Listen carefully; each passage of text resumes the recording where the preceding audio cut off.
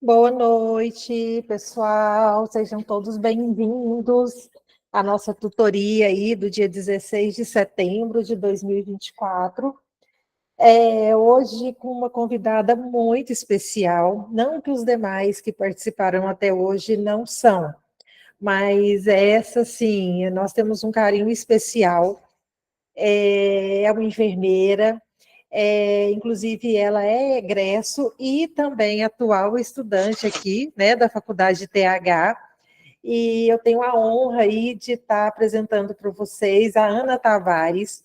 Hoje ela vai falar um pouquinho para a gente sobre a rotina de consultas pré-natais, quais são as fases e como é feito esse acompanhamento gestacional. Algumas pessoas me procuraram aí durante o decorrer da semana passada e dessa, né, semana passada, porque hoje é segunda, pedindo para poder tratar aí um pouquinho desse assunto. Uma vez que a Ana, ela é também preceptora, né, de campo de estágio da Faculdade de TH, da unidade lá do Parque Santa Rita. No momento ela está de férias, né, Ana? Mas voltando, ela vai começar novamente a receber os alunos aí para fazer os estágios de consulta de pré-natal. Ana, seja muito bem-vinda. Boa noite para você. É muito bom ter você aqui com a gente, viu, nessa tutoria. E eu vou te passar a palavra para você falar um pouquinho para os meninos aí sobre esse assunto que é tão que gera tantas dúvidas, né? O que se pode fazer numa consulta? Qual é a capacitação do enfermeiro? Na verdade, nem capacitação. Qual é a limitação do enfermeiro aí para essas consultas? Até onde a gente pode ir como enfermeiro obstetra? Então, eu vou te passar a palavra para você falar um pouquinho sobre isso para nós, né? Boa noite, seja muito bem-vinda novamente. Boa noite a todos. Muito obrigada pelo convite, pela confiança, né, da gente estar aqui. É uma alegria muito grande e uma responsabilidade, né, que eu espero conseguir responder as dúvidas, as perguntas que eu tenho certeza que quem está aí está querendo fazer e a gente está à disposição. Bom, meu nome é Ana Maria, eu sou enfermeira especialista em saúde da família, trabalho já há 24 anos com saúde da família e com atendimento diretamente a gestantes. Né? Nesse trabalho, a gente está há 17 anos aqui na cidade de Goiânia fazendo esse atendimento. Como se diz, é uma satisfação imensa, porque é uma coisa que eu gosto bastante de fazer.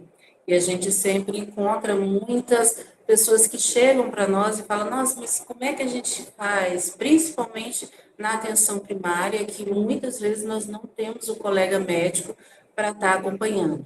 Então, já respondendo, né, Lara, o enfermeiro, ele tem todo o conhecimento para estar acompanhando uma gravidez de baixo risco do início até o final. Então, o que que a gente faz normalmente? Eu vou receber essa paciente, vou acolher ela durante esse momento de descoberta da gravidez e vou estar acompanhando ela todo o percurso. Eu vou solicitar os exames. Aqui em Goiânia nós temos a dificuldade com a ultrassom, que o enfermeiro não pode fazer a solicitação de exame de imagem, porém também é complicado para estar saindo pelo SUS, elas pedem para fazer particular. Então, é uma coisa que a gente acaba resolvendo dessa forma. Mas desde o momento que a mulher descobriu estar grávida até o momento de encaminhar para uma maternidade, a gente faz todo o acompanhamento, desde que seja de baixo risco. Ana, eu descobri que é de alto risco. O que que a gente pode estar fazendo? Quando eu descubro que é de alto risco, eu faço o encaminhamento, meu encaminhamento é aceito em qualquer maternidade da rede de atendimento aqui em Goiânia, e aí eu tenho a opção de encaminhar essa paciente, ela ficar apenas com esse serviço, ou ela vem e fica comigo e com o serviço. Nós podemos fazer esse acompanhamento juntamente com o alto risco. Por quê? Eu sou uma unidade de atenção primária e eu estou próxima à moradia dessa paciente, por mais que eu fale para ela, quando você passar mal, você procure a maternidade, ela acaba nos procurando pela confiança e pelo vínculo que a gente tem. O que eu quero? Eu vou tentar passar para vocês mais ou menos a visão do que nós fazemos na unidade, porque algumas de vocês vão estar chegando, eu espero que vocês gostem. Eu vou tentar mostrar mais ou menos o cenário do que nós temos lá. A cidade de Goiânia, nós temos um sistema que ele foi elaborado para unificar todas as unidades de atenção primária junto com as UPAs e CAIs, ou seja, as unidades de urgência acabam tendo a mesma informação que eu tenho dentro da minha unidade básica de saúde e também aquilo que é feito com o paciente na unidade de emergência, eu consigo acompanhar. Então, se essa gestante, ela chegou para mim, hoje ela veio com um teste de gravidez, normalmente eu só vou atender a gestante com um comprovante de gravidez ou laboratorial ou de imagem, eu não pego teste rápido, essas coisas. Então, ela vai vir para mim com esse exame, eu a recebo. No que eu a recebo, eu já vou fazer a minha solicitação de exames, que são os exames básicos, a gente solicita esses primeiros exames. Eu vou estar fazendo a solicitação do teste da mamãe, que ele é feito na APAE, aqui em Goiânia, normalmente no prazo de 30 dias. Então, eu já faço essa coleta desses exames. Já faço também o teste rápido, que é hepatite B, C, sífilis e HIV. Nós já fazemos esse exame, fica pronto em 20 minutos. Eu já tenho condições de avaliar. Nesse caso específico, o Ministério, ele padroniza para a gente alguns tratamentos. Tratamento de sífilis, ele é padronizado, então eu já tenho as doses que eu posso aplicar, eu não necessariamente não preciso do médico. No meu caso, como eu tenho um médico que trabalha conosco, eu passo essa paciente para esse médico. Se eu estivesse sozinha, eu poderia passar, que são as bezetacins, que essa paciente ela vai estar tomando, tanto ela quanto o seu parceiro. E, posteriormente, eu vou pedir os exames. Ana, eu vou medicar, então, só com o teste rápido? Sim, eu vou medicar só com o teste rápido. E depois eu passo os pedidos de exame e ela vai retornar para mim para a gente estar fazendo acompanhamento mais detalhado. Mas eu entro já com dose de ataque a partir do primeiro momento que esse teste é positivo. Tanto o de HIV, o de sífilis, o hepatite B. Hepatite C, não, esse a gente ainda pede os exames. Após isso, eu fiz essa solicitação de exames, eu vou entrar já com as vitaminas, que seriam a suplementação com ácido fólico e com sulfato ferroso. O ácido fólico, normalmente, se a mulher ela tem o desejo de engravidar, é possível a gente trabalhar isso. A gente normalmente, está cortando o áudio, desculpa, vou tentar chegar mais perto. Normalmente, o que acontece? Ela chegou para mim falando, eu desejo engravidar, eu quero engravidar, então eu vou iniciar previamente o ácido fólico com ela. Pelo Ministério, eu inicio 2 meses antes dela tentar a gravidez e permaneço após a gravidez mais 2 meses. Então, eu faço esse acompanhamento com ela. A Ana, ela já chegou atrasada, ela chegou para mim, já estava grávida, já estava com 7 semanas. Não tem problema. Eu posso continuar com o ácido fólico mais 2 meses, porque o ácido fólico, a função dele vai ser só otimizar a célula. Então, eu posso estar mantendo ele mais um pouquinho para fazer a otimização dessas células. E a partir de 20 semanas, o Ministério informa que eu posso iniciar o sulfato ferroso. As nossas gestantes, principalmente a região onde eu estou, a tendência é dela já chegar com uma anemia. Então, nós entramos em um consenso, então nós já iniciamos com o ácido fólico a partir do primeiro momento de contato. Por quê? Porque se eu for aguardar chegar os resultados de exame para fazer esse tratamento, a gente acaba perdendo tempo e nós sabemos que não vai fazer nenhum mal para essa gestante. Então, nós iniciamos ácido fólico e sulfato ferroso na primeira consulta. Ah, normalmente, o pessoal que Ana, chega, gente, desculpa, pode falar. Boa noite, enfermeira Afonso aqui falando. Você falaste que vocês entram com o ácido fólico logo no primeiro atendimento, mas isso é decorrente o quê? Da regionalização de vocês aí de Goiânia, por questão nutricional, questão, como eu posso dizer, social da classe dos pessoal aí? Sim, o que que aconteceu? Foi feito um consenso para que nós estivéssemos previamente iniciando com o ácido fólico por causa de alterações neural. Como o ácido fólico ele vai fazer esse revestimento neural das crianças, foi entrar um consenso aqui com a Secretaria Municipal, que a nossa dose é 5 miligramas, e a gente já inicia com ela previamente, ou seja, se a mulher ela deseja engravidar, a gente já está iniciando. Mas também no caderno 32, ele também orienta dessa forma. Ele fala que é uma opção de iniciar com 2 meses anterior à gravidez. Respondi? Respondeu Ótimo, sim. Clara. Ana, mas isso é no planejamento familiar, não é que você está falando? Também, ele pega as duas pontas, tanto a parte de planejamento familiar, quanto também a parte do pré-natal, porque eu recebo pacientes que ela deseja engravidar, ela não passou pelo acolhimento de planejamento, mas ela já chega para mim com a história, olha, eu estou tentando, eu quero engravidar e eu desejo engravidar no final do mês.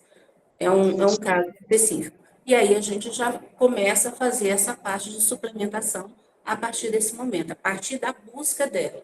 Porque o nosso planejamento familiar, a gente tem um caminho a ser trilhado. Nesse caso, vem pela livre demanda da procura da paciente. Entendi. Ok, Ana, pode seguir. Tá. E outra coisa que normalmente nós tentamos agilizar, além dos exames, que a gente tenta estar colocando o mais rapidamente possível. Tem alguns exames que eu não consigo realizar devido à chegada dessa paciente tardiamente, que seria, por exemplo, a ultrassom, onde a gente vê translucência nucal. A nossa busca pelo Ministério, nós deveríamos estar fazendo, a partir da 12ª semana, a gente receber essa gestante. Eu tenho gestantes que vêm chegar depois desse período. Quando a gente consegue fazer uma captação prévia, ou seja, rápida, eu consigo fazer a solicitação de exame de translucência nucal, que seria ultrassom, e aí a gente consegue também fazer a solicitação de ultrassom morfológico, que é no primeiro trimestre. Posteriormente, eu vou solicitar essa ultrassom morfológica a partir de 24 semanas, eu posso estar solicitando ela. De 20 a 24 semanas. Uma das coisas que é muito complicada para a gente, eu acredito que a maioria dos brasileiros, a gente não guarda cartão de vacina. Então, depois que eu cresci, mamãe deixou meu cartão de lado e eu não tenho esse acompanhamento. Isso para a gente é complicado porque eu preciso de vacinas específicas. Eu preciso de hepatite, eu preciso saber se ela tomou antitetânica e nem sempre ela vai estar trazendo isso para mim. Nós temos a solicitação dos exames de hepatite, ele vai estar chegando, então eu posso aguardar, mas eu não posso aguardar a antitetânica. Então, se eu não tenho comprovação de vacinação, se não é comprovado, eu inicio vacina antitetânica, as 3 doses, complemento se tiver alguma dose anotada, perdida. No caso, nós temos a DTPA, que é a vacina que é dada para gestante a partir de 20 semanas. Essa DTPA, ela é de difteria, tétano e coqueluche. Normalmente, nós pedimos para ser feita com 20 semanas, mas pelo Ministério é a partir de 23 semanas. Por que que a gente pede com 20 semanas? Porque para nós já fechamos esse ciclo, nós aproveitamos a ultrassonografia, já aproveitamos e colocamos ela para estar tomando a vacina, e nós já colocamos ela também diretamente com o serviço de odontologia que nós temos disponível na nossa unidade. Então, a gente já fechou isso e a secretaria nos respalda dessa forma.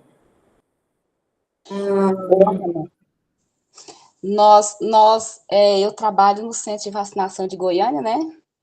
E é um dos grandes problemas que nós temos, não só da gestante, mas de toda a população, é não ter cartão. E hoje o mercado de trabalho, onde você for trabalhar, onde você for viajar, se estiver em escola, exige vacina. Ninguém trabalha mais, nenhuma empresa sem as vacinas, não existe mais. E gestante é um caso sério, viu? Porque o sistema, né, que a gente usa, o CELC de Goiânia, eu não sei se alguém trabalha, nós usamos esse sistema, e o sistema ele foi atualizado o ano passado, o nosso, né? E aí o que que acontece? As pessoas acham que o sistema vai guardar vacina, e nem sempre tem as vacinas no sistema, e vacina, como que fala a palavra certa? Vacina não comprovada é vacina não computada, né? E aí, gestante, realmente chega gestante para nós que está quase ganhando o bebê sem as vacinas.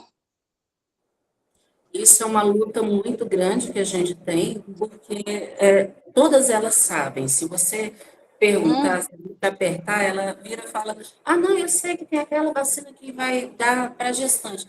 Mas elas não têm o cuidado de estar olhando o cartão de vacina, de estar se atentando. Igual, é direito da gestante tomar influenza, é um direito que ela adquiriu. E muitas não tomam. Por quê?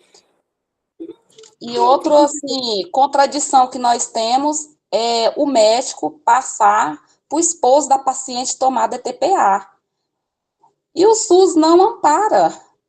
Então, é confusão mesmo de, assim, que nós temos que chamar a guarda. Lá no...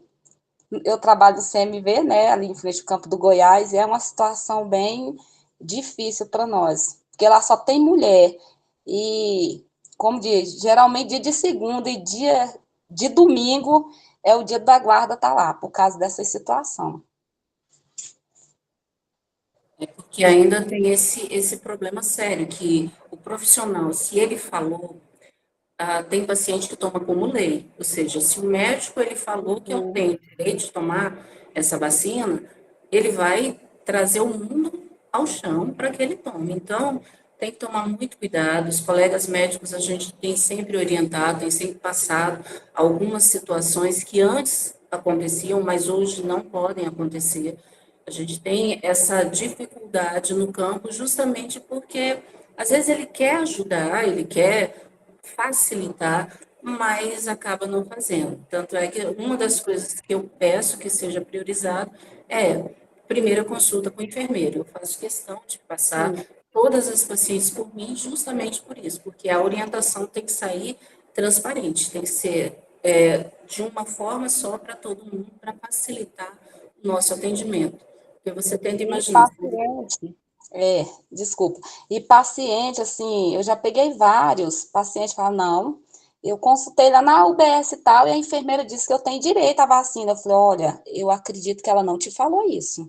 Aí a gente vai com a diretriz e tudo, e mostra para ele, e tem que levar para a direção, que eles nem acreditam na gente. Não, ela falou que eu tenho direito. Eu falei, não tenho. E aí é uma situação bem difícil para a gente.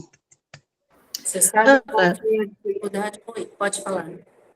não, e quando assim, vocês estão fazendo a consulta, né, de início, e vocês identificam, se você quiser dar seguimento aí, não precisa falar, ok, depois vocês respondem. E quando vocês identificam, a partir de que momento que vocês identificam que é uma gravidez de risco, que é uma gestação de risco, e quais são os próximos passos? Ah, eu vou pedir para colocar uma tela para mim. Meu menino está aqui sendo meu assessor. Coloca para mim aquela primeira imagem. É porque a Osineide falou do CELC.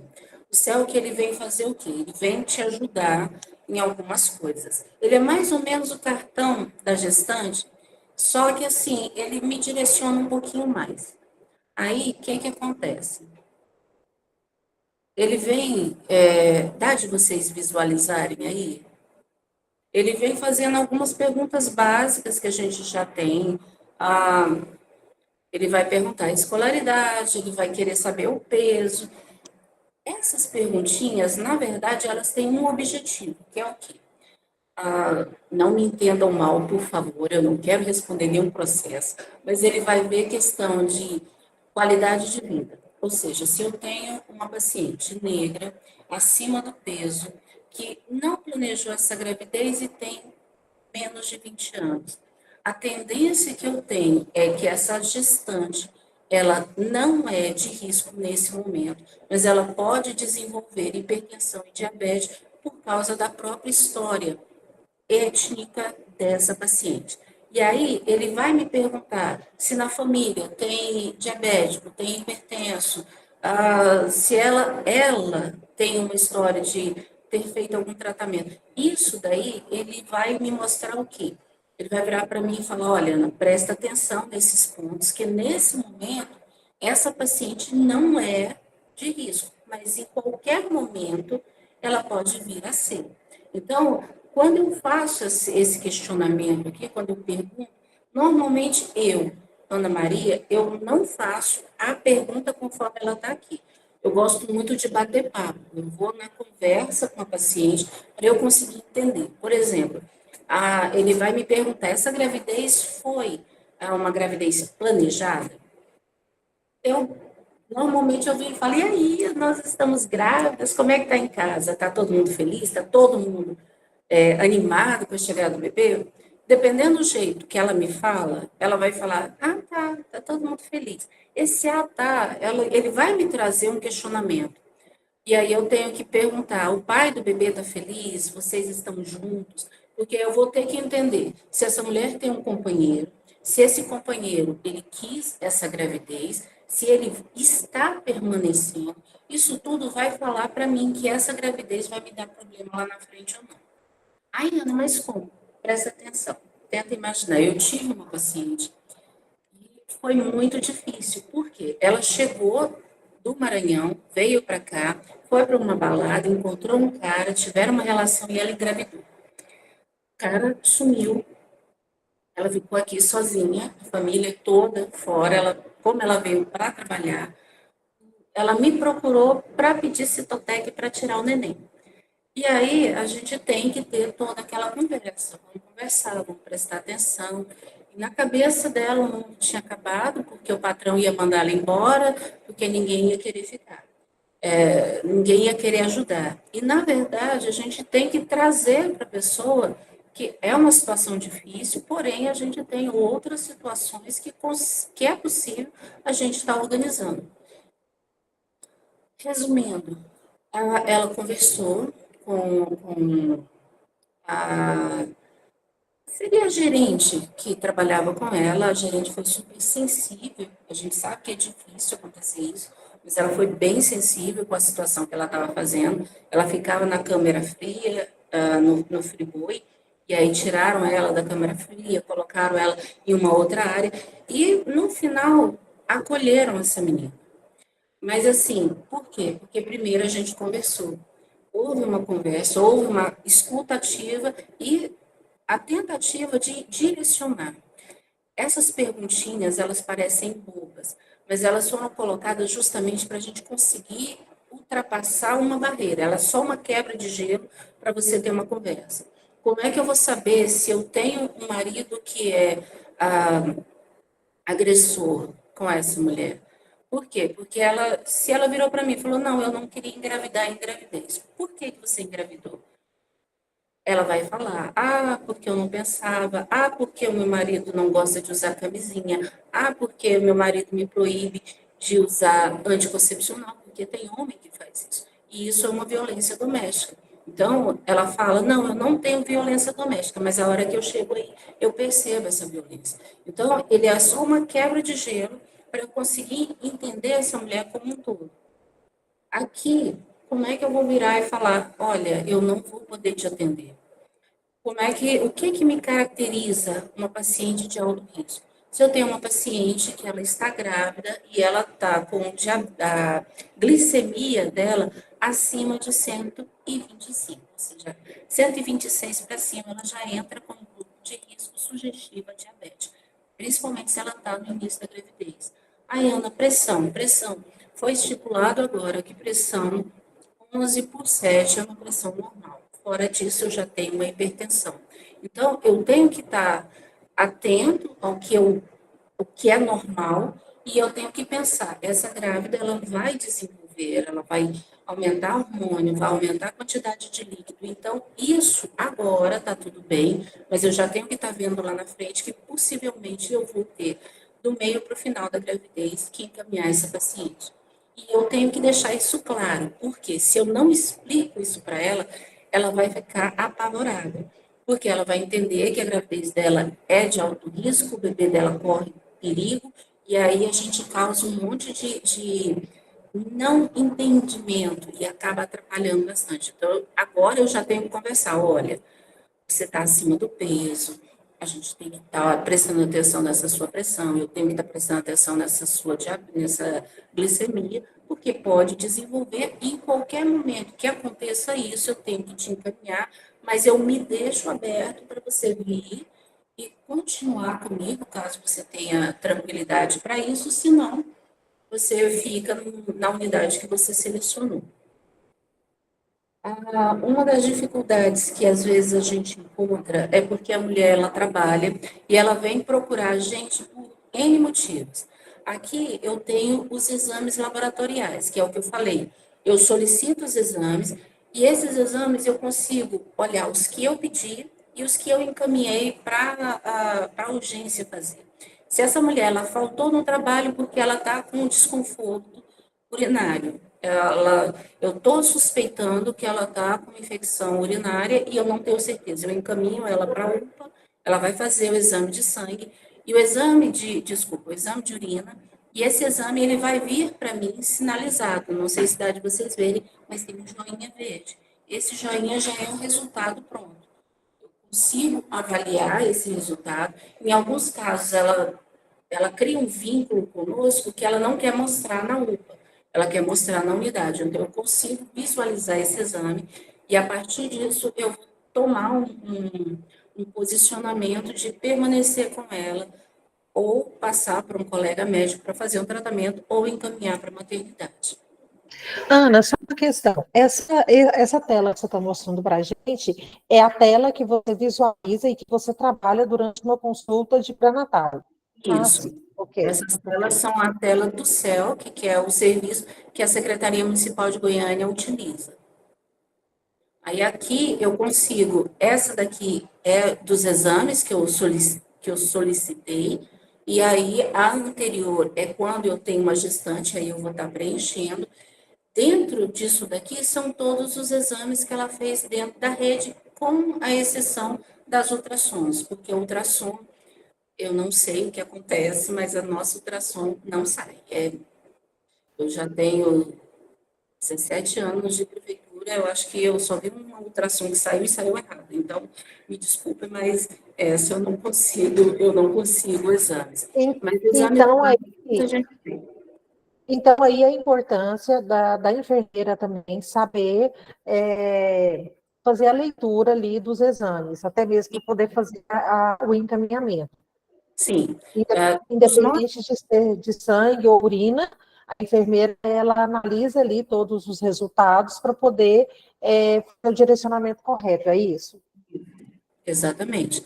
Eu tenho que ter noção do que é certo, do que é errado, para eu justificar o meu encaminhamento, eu tenho que ter um respaldo científico. Não adianta só a paciente está apresentando edema, dor no baixo ventre, porque toda grávida ela vai ter dor no baixo ventre em algum momento. Mas por que está com essa dor? Ela está com essa dor porque ela está com infecção de urina, ela está com essa dor com sangramento, com corrimento. Uma das coisas que o pessoal tem medo de fazer o Papa Nicolau na grávida. Nós temos que fazer, eu não vou fazer o uso da escovinha endocervical, dependendo da idade gestacional. Mas eu tenho que fazer a coleta porque eu sei que essa grávida ela vai ter uma baixa imunidade. Essa baixa imunidade pode desenvolver algumas células imaturas, atípicas, atipias, a gente pode estar encontrando. Então, é um dos exames que eu tenho que estar solicitando, apesar da dificuldade que muitas pessoas têm em achar que eu vou provocar um aborto ou um parto prematuro. Eu não vou fazer isso porque eu não vou estar entrando dentro do canal, mas a parte externa eu tenho que estar olhando, eu tenho que ver se essa mulher ela não está apresentando o HPV, que são as verruguinhas, que ela é um momento onde a maioria pode desenvolver, se ela já tem o vírus ativo. Esse momento eu tenho que estar olhando o colo uterino, tenho que estar olhando toda a vulva para saber se apresentou ou não, para eu conseguir justificar no meu encaminhamento.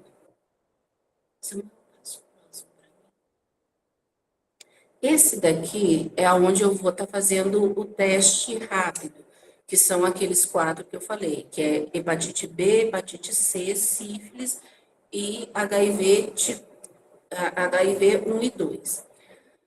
Aqui ele vai fazer algumas perguntas. Isso é o Ministério que quer saber qual é o tipo de paciente que está solicitando esse exame.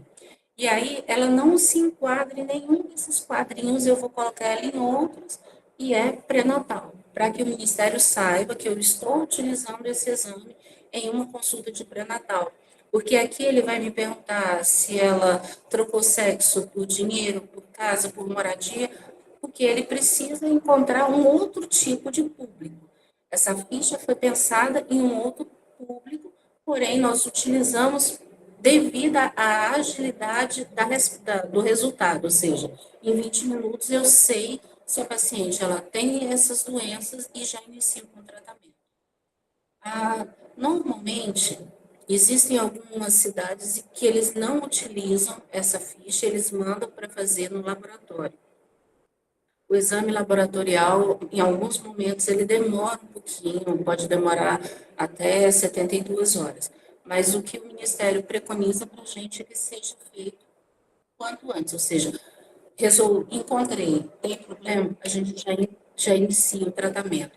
Com exceção do HIV e da toxoplasmose, que são doenças bem específicas, as outras a gente consegue fazer o acompanhamento dentro da unidade básica. A toxoplasmose e o HIV eu tenho que encaminhar para o infectologista e aí eles vão ser atendidos nas unidades distritais que nós temos, para que eles tenham todo o suporte, tanto durante a gravidez como no pós-parto, onde eles vão fazer os exames com o recém-nascido também. Quando, por exemplo, é identificado, é passado então para um infectologista. Aí, automaticamente, essa gestante sai da esfera da enfermeira, fazer as consultas, e ela passa, então, fazendo só consulta com o infecto, ou os dois trabalham em conjunto? Nesses casos, ela fica com o infecto. Aí, o enfermeiro, eu posso fazer as orientações, mas aí ela já sai da minha responsabilidade. Seria somente para acompanhamento de questão de área de abrangência, por ela ser paciente que mora conosco. Mas em questão de responsabilidade, a responsabilidade já fica com o infecto. Porque essa ela pode ter algumas complicações por causa das medicações que estão sendo administradas. Tá. Ana, Ô, Ana, oi, desculpa, pode perguntar. Oi, a colega falaste aí sobre quando ela está acompanhamento com o infectologista, ela sai do acompanhamento da enfermeira, né? Aqui na nossa região ainda continua. Por exemplo, a gestante ela é de alto risco, então ela é encaminhada para outro profissional médico, mas ainda assim ela continua indo sob a nossa responsabilidade. Então ela continua vindo nas consultas, claro, respeitando as datas lá com outro profissional médico, e muitas das vezes, até por conta do alto risco, a gente até faz a busca ativa dela, né? Faz a visita na residência dela, entendeu? Então, nesse ponto aqui, nessa região aqui, nossa, próxima do Brasília aqui, então eu achei bem legal, porque ela não sai do contato com a enfermeira, entendeu? Afonso, na verdade, é igual eu estava falando. Os outros casos, ela continua, ela pode fazer a vinculação nas duas áreas, tanto no alto risco com o médico, quanto conosco aqui. Somente a toxoplasmose e o HIV é que a gente não faz. Por quê? Ela pode vir, não tem problema, mas assim, por causa das medicações que elas causam algumas alterações que vão além daquilo que a gente pode estar intervindo, Normalmente a gente deixa ela com infecto, a gente não puxa. Por causa das medicações, não é nem por causa da própria gravidez. A gente tem esse cuidado de estar respeitando esse espaço. Os outros não, hipertensão, diabetes, chagas, todas essas a gente continua acompanhando, até porque é até ilógico ela estar do lado de casa, ter um profissional e ela ter que ficar sempre se desdobrando. Ela continua fazendo os horários, mas as principais dúvidas, as principais dificuldades, a gente tem que continuar acompanhando. E nesse caso da sífilis e, do HIV e do toxoplasmose, o que a gente faz? Todas elas a gente pede para o agente comunitário estar passando para a equipe o que é que está sendo feito. Por quê? Porque na página passada eu tenho data provável do parto. Então, eu tenho que saber o que está acontecendo com essa grávida, se ela vai ter parto normal, parto cesáreo, porque quando ela retorna, sou eu que vou na casa e vou estar avaliando, ela e o bebê. Então, eu tenho que saber mais ou menos quando ela vai estar chegando para eu estar recebendo. E nós temos aquele cuidado de respeitar o máximo de tempo, ou seja, o ideal seria 72 horas. Aqui em Goiânia eu não consigo fazer isso, porque Goiânia ela colocou-se que eu não posso ir no meu carro fazer visita domiciliar, eu tenho que ir no carro da instituição.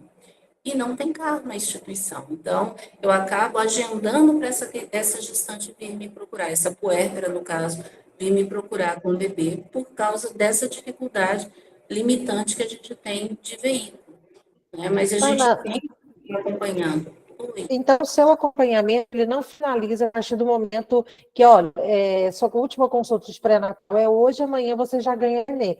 Ela não finaliza ali. Quando ela tem o bebê, que ela vai para casa, você retorna a fazer esse acompanhamento, mas até quando? Até quantos dias depois do parto? Aqui, eu acompanho até 75 dias a mãe após o parto. Por quê? Porque eu tenho que ter evolução uterina, acompanhar aleitamento dessa criança. Em alguns casos, a gente tem algumas complicaçõezinhas, e aí eu tenho que acompanhar a mãe. Porque, como eu estou em unidade básica, eu acompanho a mãe, deixo ela com 75, com 45 dias, que termina o puerpério, o período puerperal dela, mas eu continuo com o bebê. Então, é meio que uma troca. Eu deixo a mãe e pego a criança, e a criança eu acompanho até 2 anos. Então, assim, essa família eu não vou largar, ela não vai me perder. Eu vou continuar com ela até o bebê desenvolver 2 anos, dentro daquilo que é o crescimento e desenvolvimento, que é o CD, e posteriormente eu continuo, que é a parte puerperal, né, de puerperal não, ai meu Deus, puericultura, e aí eu acompanho até os 6 anos. Até os 6 anos, a criança até os 6. Sim. Muito interessante isso. Assim, os meninos indo para campo de estágio, fazer o estágio lá com você de consulta de pré-natal. Em algum momento eles podem pegar parte desse acompanhamento ou não? Sim, eles podem. Quando o carro vem, a gente consegue solicitar o carro e ele vem. A gente consegue fazer as visitas, que é muito importante, é bem bacana. Aí você vai estar fazendo a orientação básica, que a maioria das mães não participam do curso de gestante, então elas ficam totalmente alheias ao que está acontecendo. Então, esse momento eu acho excelente, porque eles vão aprender posicionamento do bebê, vão aprender a fazer exame cefalocaudal do bebê, vão fazer a avaliação dessa mulher que ganhou o bebê, e questão de lóquios, de a forma que as mãos estão, é muito bacana. No consultório eu consigo mostrar também, só que é um pouquinho mais técnico, porque eu estou dentro do consultório, essa mãe eu não consegui fazer uma avaliação de como essa família reage com essa criança, mas também dá de ver, dá de perceber bastante. E para quais maternidades vocês encaminham essas mães terem os bebês? Existem, o encaminhamento é feito por região, ali onde vocês estão, ou não? Depende ali de número de vagas, como é que seria esse encaminhamento? Nós temos a maternidade que nós somos, que é a nossa referência. Aqui, para mim, é a maternidade Dona Iris. Porém, as gestantes, elas podem procurar qualquer maternidade dentro da cidade de Goiânia, tanto Dona Iris, a maternidade Nascer Cidadão, a Célia Câmara, todas elas recebem essa gestante. Eu não tenho um quantitativo. Esse quantitativo não é nos passado. Quem vai estar fazendo isso é a própria maternidade. Vamos supor que todo mundo quer ir para Nascer Cidadão. Chegando lá, a Nascer está lotada, mas ela encaminha essa gestante para uma outra localidade. Aí tem aquelas que não aguardam, elas não esperam e vão por conta própria. É onde ela fala, eu fiquei na maternidade e ninguém me deu atenção. Na verdade, tem um processo, elas têm que aguardar para fazer isso. Nem todas esperam, nem todas têm esse conhecimento. A gente agenda, a partir de 28 semanas, a visita na maternidade para conversar com a assistente social.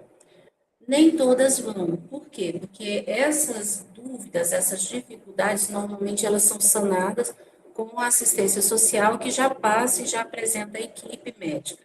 Só que nós temos uma dificuldade muito grande da paciente abrir esse espaço, ir à maternidade para conhecer a equipe e ter um entendimento de como vai funcionar. Entendi. E depois desse período que ela teve o bebê, né? E parece que ela volta lá na unidade, não sei se é para algum tipo de acompanhamento, por exemplo, ela volta lá na parte de Santa Rita. As consultas com o pediatra, a partir de então, passam a ser lá, e isso ela já tem esse agendamento logo pós o parto, ou ela precisa procurar para ela mesma agendar? Como é que fica isso, a questão do acompanhamento do bebê após o parto?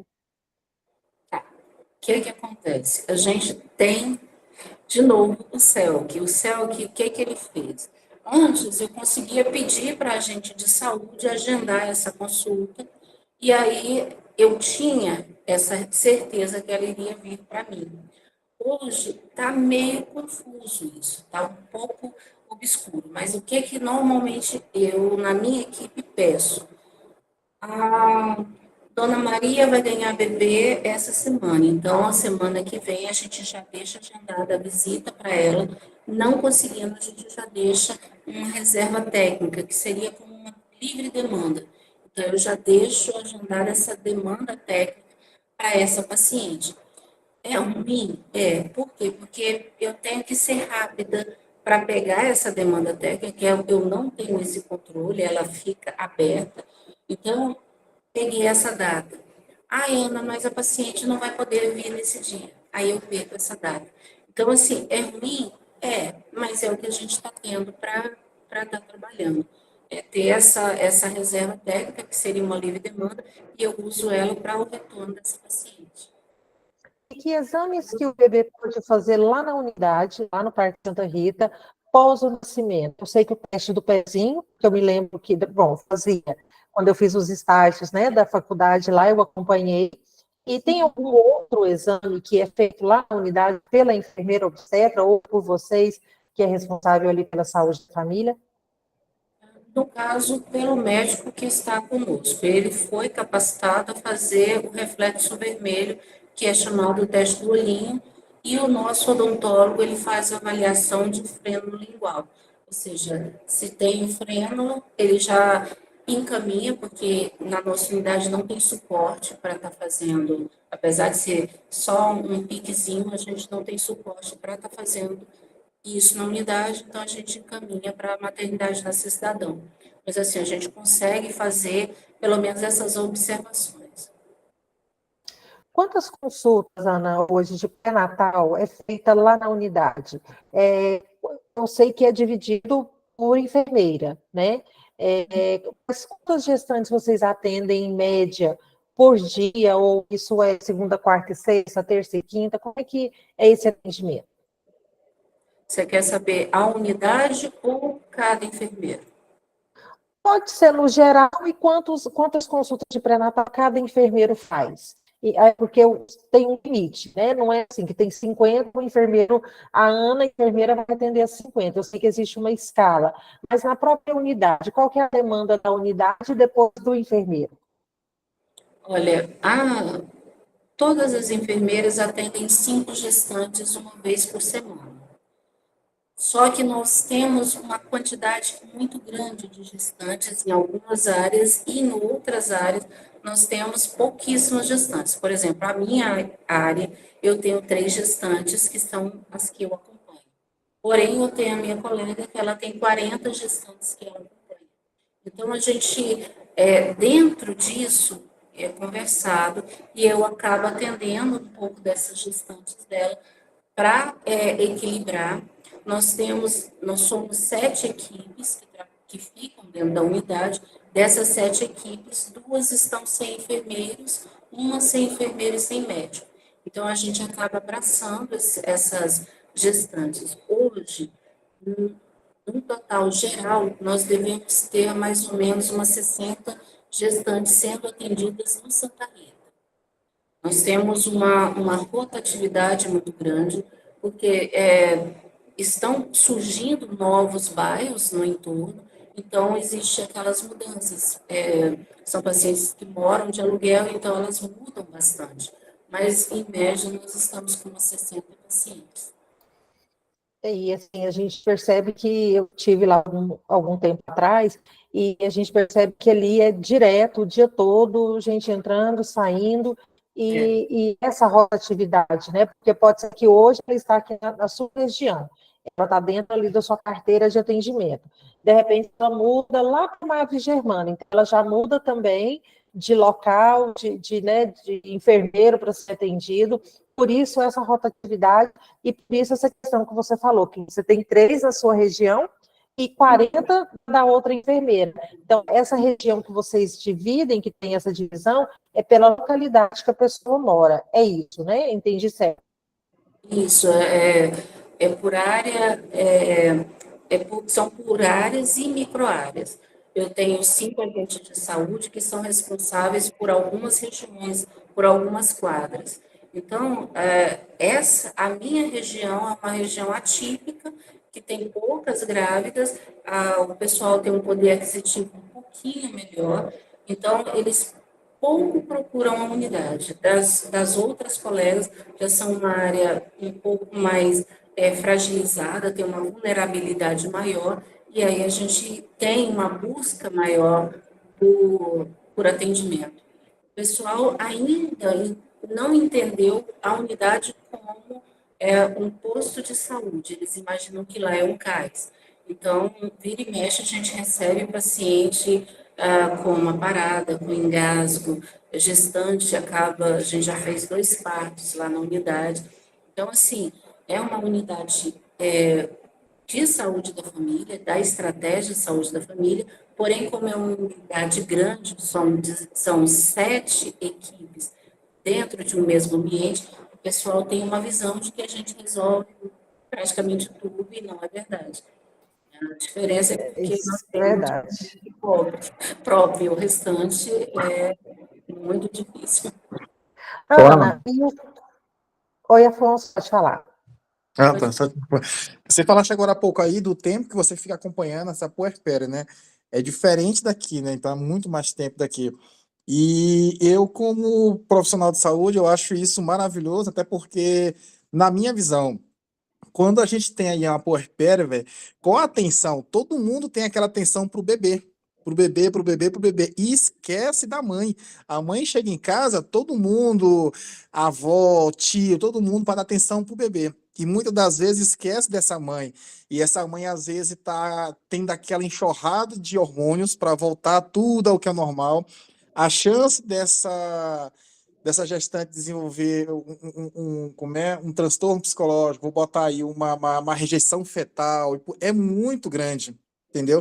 Dependendo da condição social dela, é maior ainda, e como você falaste agora há pouco, dependendo se essa gravidez foi planejada ou não, a chance dessa puerpéria ser rejeitada pela família e ter uma maior aceitação do bebê é muito grande. Então, quando você tem esse acompanhamento por muito tempo, você consegue abraçar essa gestante, essa puerpéria, você consegue trazer ela para continuar com o trabalho social com ela e meio que equilibrar o psicológico dela, que agora a vida dela mudou e que agora, mesmo com os transtornos que ela está passando, ela tem que seguir a vida. Então, esse tempo que vocês têm aí é muito maior do que o nosso aqui. Então, isso eu acho muito, muito louvável, entendeu? Ana, pegando esse gancho do Afonso, quando vocês identificam uma visita pós-parto, a mãe já está em casa, vocês identificam que ela está passando por uma depressão pós-parto. Como é a atitude ali do enfermeiro? O que vocês podem fazer para poder ajudar? O Santa Rita, ele tem uma situação privilegiada, de certa forma, porque o CAPS, ele nos acolhe.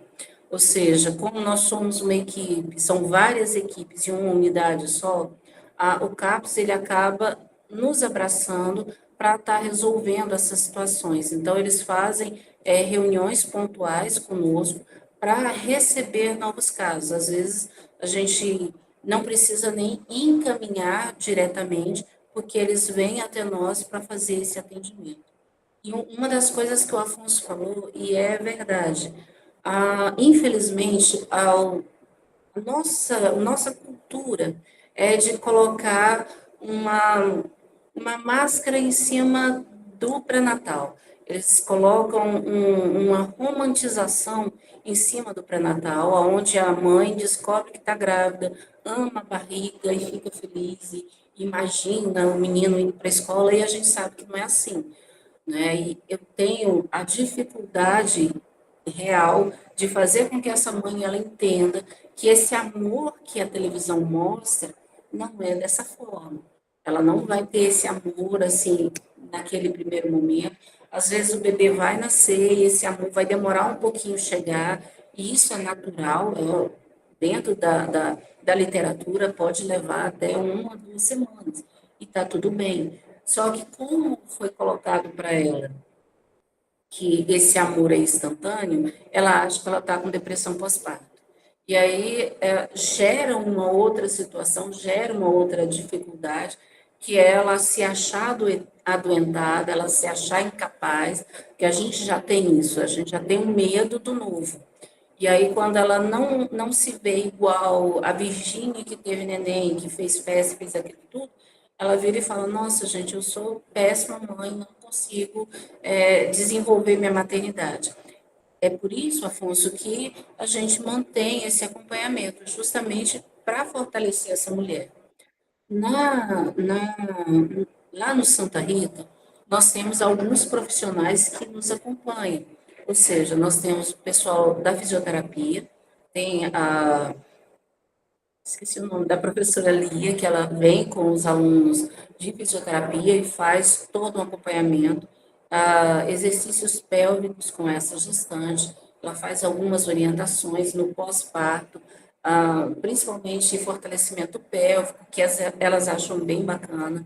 Nós temos o pessoal que faz o serviço de odontologia, então eles têm um grupo de acadêmicos de odontologia que também fazem esse trabalho com a gestante. Então, assim, o Santa Rita, dentro de Goiânia, ele tem alguns destaques que fazem com que a gente consiga dar uma assistência maior. Só que também vem uma responsabilidade muito grande junto com isso. É onde nós temos dificuldade em falar não. Nós temos pacientes que saem do o Novo Mundo está a uns 24 quilômetros da gente, tem outras unidades no meio do caminho, mas eles acabam saindo de lá e vindo para que nós atendamos. E aí foge da nossa realidade, porque eu atendo por área restrita, né? Eu não consigo atender todo mundo. E isso causa muita dificuldade para a gente. Muitas mulheres vêm para a gente com pegou o comprovante do amigo da vizinha que mora na rua de baixo. E aí leva como se morasse conosco, como se morasse na nossa área. E aí eu pego os exames laboratoriais, deu alguma alteração, pego os exames, teve algum problema, vamos correr atrás dessa paciente. A paciente não mora aqui.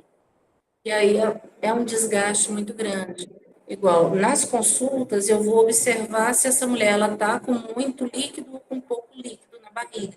Se ela está com pouco líquido, eu tenho que entrar já com uma estratégia, eu não posso deixar continuar desse jeito. E aí a mulher não mora aqui, mora em outra região e eu não consigo localizar. São situações complicadas que a gente passa. Essa situação que você falaste agora há pouco, dessa questão de endereço, a gente também passa aqui por questão, tipo de exemplo.